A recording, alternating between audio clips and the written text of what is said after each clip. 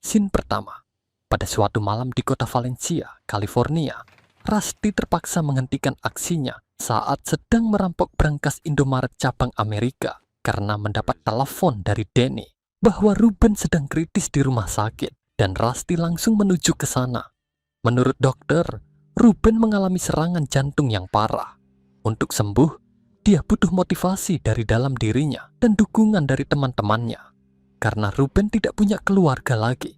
Setelah diselidiki, penyakit Ruben muncul sejak dia memutuskan untuk membangun hotel dan kasino di Las Vegas bersama seorang investor bernama Willie Banks. 4 minggu sebelumnya, Danny sudah memperingatkan Ruben untuk berhati-hati dengan Banks karena dia dikenal sering memanipulasi dokumen dan menipu rekan bisnisnya. Tapi Ruben tetap melanjutkan kerjasama tersebut. Alih-alih menandatangani perjanjian bagi hasil, Banks dan bodyguardnya malah memaksa Ruben menandatangani persetujuan untuk menyerahkan tanah miliknya serta kepemilikan bisnisnya sepenuhnya kepada Banks. Sebagai kompensasi, Ruben hanya diberi 1 keping chip kasino. Tak lama setelah itu, Ruben yang bangkrut merasakan sakit luar biasa di dadanya akibat serangan jantung. Ruben sangat akrab dengan semua anggota tim Ocean, terutama karena jasanya sebagai sponsor saat perampokan kasino Bellagio di film pertama. Danny dan timnya merasa sangat marah dan bersumpah untuk membalas Banks. Namun, Rusty dan Danny memutuskan untuk tidak gegabah. Mereka memilih untuk bernegosiasi dengan Banks terlebih dahulu. Setidaknya, Banks bisa memberikan Ruben keuntungan yang pantas dari hotel dan kasinonya nanti. Namun, Banks sangat arogan. Dia menolak permintaan Danny dengan alasan bahwa Ruben terlalu lemah dan bodoh dalam berbisnis. Mendengar itu, Danny hanya terdiam dan pergi tanpa berkata sepatah kata pun. 6 bulan kemudian, Danny memanggil Roman yang pernah membuatkannya hologram telur Faberge untuk misi perampokan sebelumnya untuk menjadi konsultan dalam proyek balas dendam ini. Danny menjelaskan bahwa hotel kasino milik Banks telah selesai dibangun di atas tanah milik Ruben. Kasino mewah itu dirancang khusus untuk menarik para penjudi kelas atas dari seluruh dunia.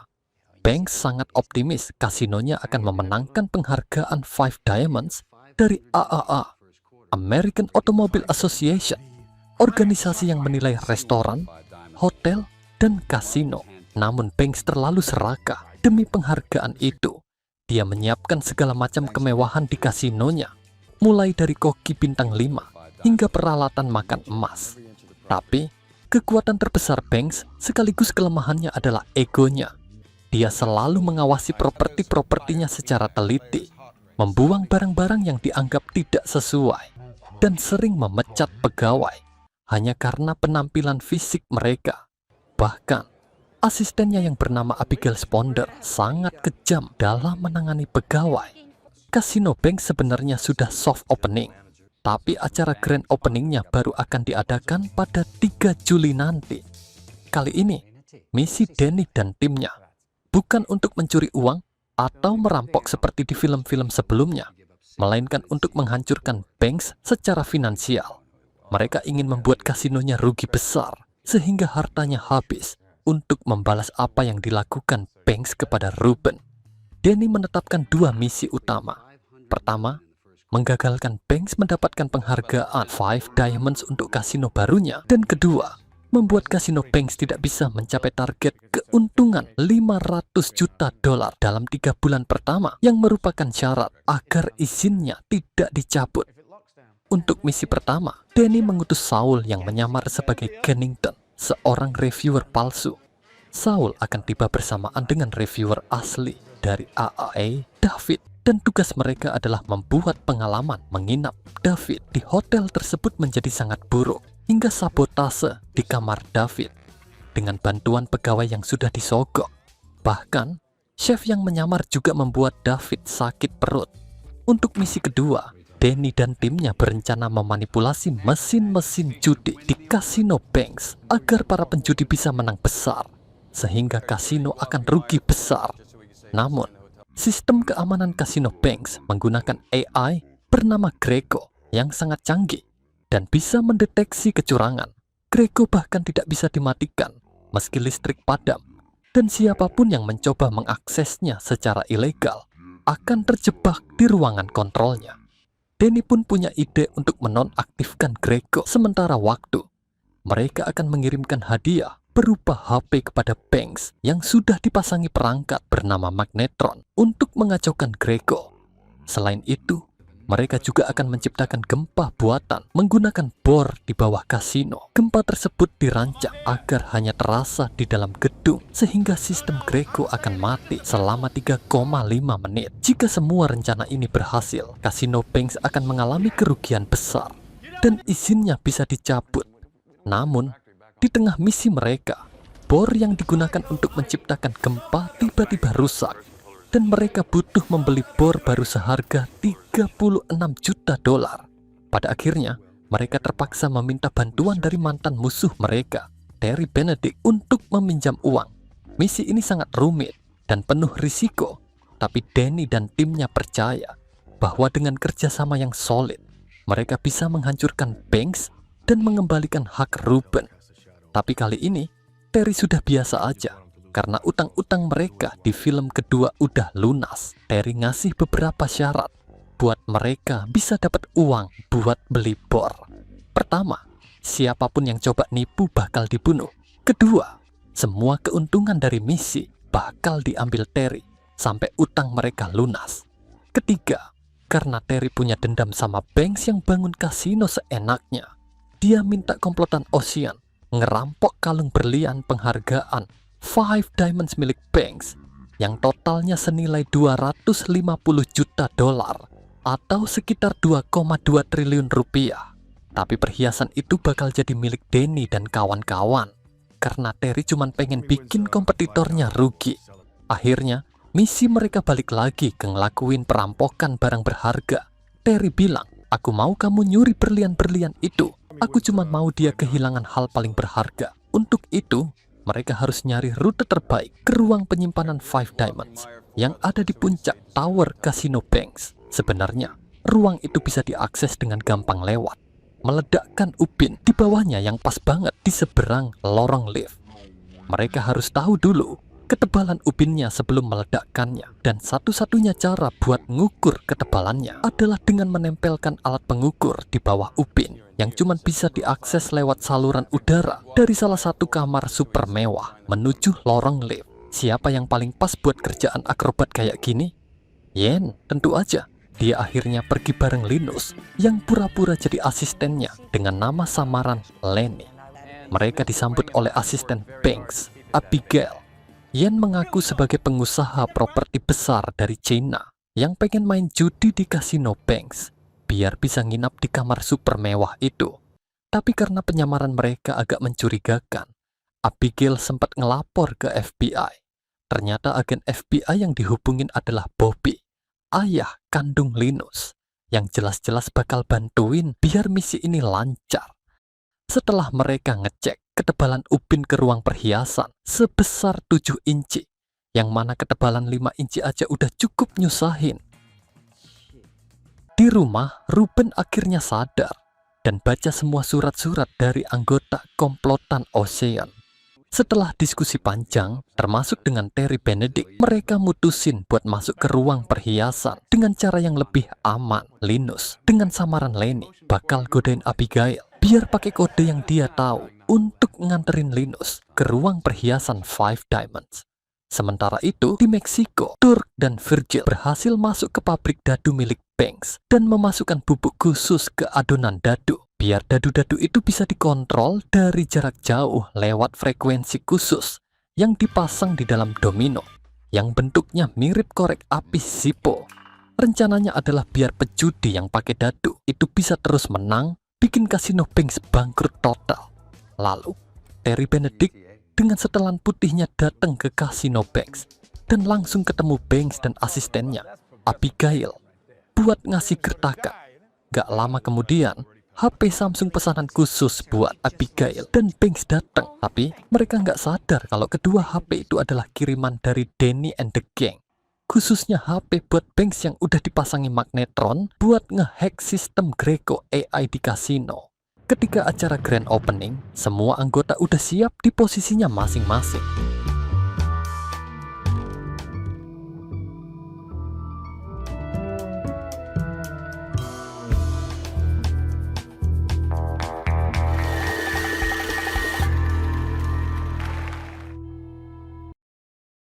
Denny masuk ke kasino sebagai pejudi biasa, ngajak pejudi-pejudi besar buat main. Frank yang jadi karyawan kasino lagi sibuk unpacking koper berisi domino khusus yang udah dimodifikasi Turk dan Virgil.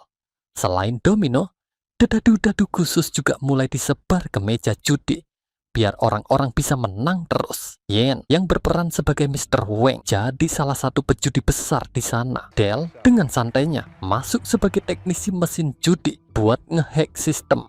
Sementara itu, David, si reviewer perhiasan Five Diamonds, masih menderita gara-gara semua hal buruk yang dialaminya, plus gatal-gatal karena serangga yang sengaja ditebar Denny dan Rusty, Turk dan Virgil yang pura-pura jadi petugas hotel ngusir David karena udah lebih dari waktu menginap. Setelah itu, mereka buru-buru ke ruangan sistem dan masang chip yang bisa diledakin dari jauh. Di sisi lain, Linus dengan samaran Lenny dan hidung palsunya udah siap ngegodain Abigail biar bisa nganterin dia ke ruang perhiasan Five Diamonds. Nggak lama, agen FBI Bobby datang pura-pura nangkep Del dengan tuduhan ngehack mesin judi. Dengan ditangkapnya Del, Pak Roman gantian pasang mesin yang udah dihack ke meja-meja judi. Meski dia belum bisa ngeeksekusi karena sistem Greco AI masih normal. Rusty kemudian masuk ke kasino bareng Ruben yang kondisinya udah jauh membaik. Linus alias Lenny masih terus godain Abigail dan berhasil dibawa ke ruang perhiasan. Di sana, Linus pasang peledak tanpa Abigail sadari dan aksi itu dipantau sama Terry dari ruangannya. Sementara itu, di kantor FBI, petugas lain yang nggak tahu rencana Bobby udah ngantongin identitas semua anggota komplotan Ocean dari sidik jari yang nempel di mesin judi yang udah dihack Del. Data itu langsung dikirim ke komputer di ruangan Banks di saat Turk dan Virgil sibuk ngedit foto-foto mereka dari FBI secara real time. Sementara itu, Basher mencuri kostum pembalap akrobat buat ngalihin perhatian Banks. Every night before counting 1, 2, 3, 4. Every day. Oh, yawn. I make one phone call. Let's keep the structure. I'm trying to make guitar. I'm a goddamn American icon. Rusty kemudian masukin koin ke salah satu mesin slot yang udah dihack Del. Setelah beberapa koin, dia sengaja ninggalin satu koin terakhir buat pemain berikutnya.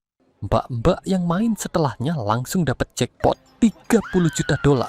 Semua orang di kasino langsung tepuk tangan, termasuk Greco, sistem AI yang bikin aturan kasino, karena mbak-mbak itu benar-benar kaget dan bahagia. Kemenangan itu dianggap sah.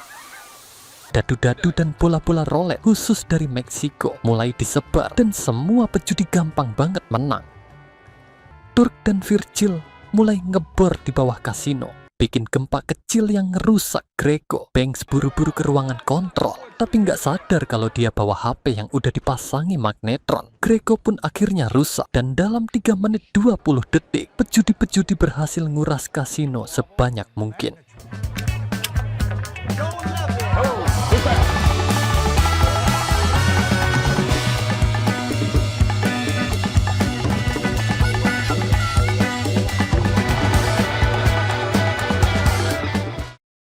Setelah sistem kembali aktif, Virgil lanjut menyalakan bor gempa yang lebih kuat lagi di dalam kasino. Akibatnya, semua orang panik dan berbondong-bondong keluar buat nyelamatin diri, sambil bawa semua chip hasil keuntungan mereka yang nantinya bakal diuangkan. Kasino jadi bangkrut total. Di tengah kepanikan itu, Abigail yang masih berduaan sama Linus, Bobby, agen FBI sekaligus ayah kandung Linus, datang dan pura-pura meringkus Linus yang punya nama samaran Lenny. Lenny rencananya mau ganti Five Diamonds di sana sama yang palsu. Setelah kejadian di ruang perhiasan, Linus sama Bobby langsung naik lift ke helipad di atas gedung. Semua yang terjadi tadi masih diawasin sama Terry di ruangannya, termasuk Linus yang lapor ke Denny kalau sebenarnya dia udah nuker perhiasan dan yang ada di rompi Linus itu 5 diamonds yang asli. Mendengar hal tersebut, Terry yang ternyata udah kong kali kong sama Francois langsung nyuruh dia buat gerak cepet. Tak lama kemudian helikopter pun tiba. Francois langsung nodong Linus buat ngambil 5 diamonds-nya. Setelah berhasil dapat perhiasan itu, Francois lompat dari gedung dan kabur pakai parasut. B dan Bobby malah santai-santai aja. Begitu juga Linus yang langsung masang beberapa pengait dari helikopter ke lantai helipad.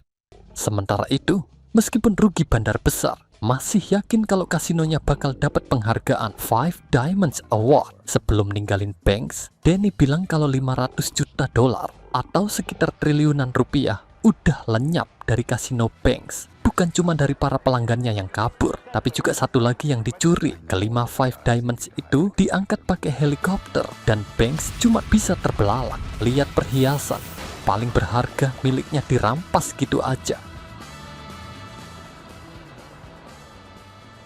Di sisi lain, Francois yang udah mendarat sadar kalau 5 diamonds yang dia dapat dari Linus itu ternyata cuma tiruan.